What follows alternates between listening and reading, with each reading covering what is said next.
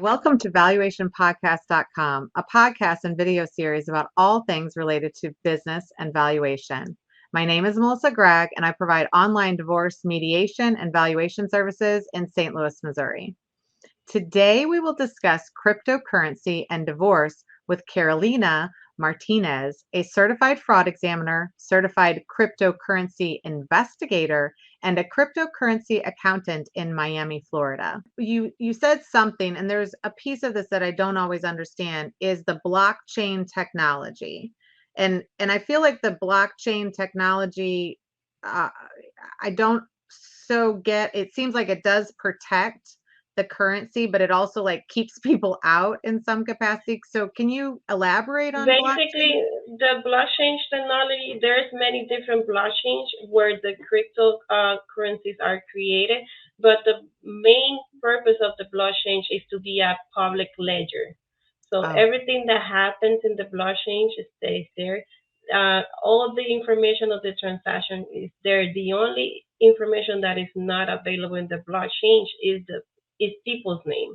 oh, So if you send me, let's say, you send me one Bitcoin, and I receive it in my wallet, you can see that it came out of your wallet and it came in my wallet, but you cannot say your name or my name in that transaction.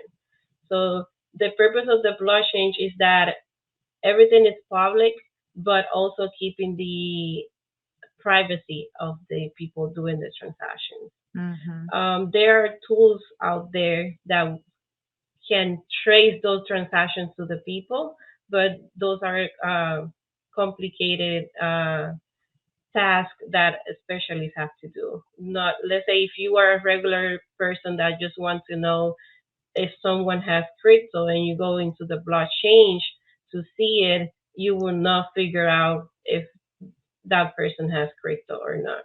Sure.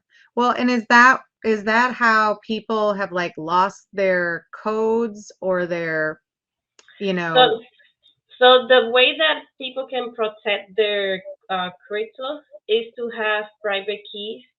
You can have your wallet address is public, but you have a private key, oh, and you cannot do anything if you don't have that private key. mm-hmm. If you expose, let's say, I have seen clients, and it happened to me and my husband when we first started back in, my husband started in 2013, I started in 2017 on a personal level. If, let's say, you have a conversation with someone in Telegram or some YouTuber, which I have a client that happened to him, he was watching a YouTube video and the YouTuber had a in the description said, just reach out to me on my WhatsApp so I can help you invest in crypto. So my client spoke to that person, and that person told him, oh, send me one Bitcoin. Thankfully, back then, that Bitcoin wasn't $60,000 worth. So unfortunately, he gave that person his private key.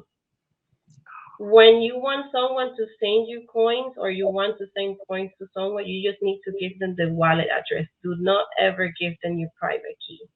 I got Because, yes, because basically that's, to put it in simple terms, if you want to get into your house, you are the only one that should have your key to mm-hmm. open the door.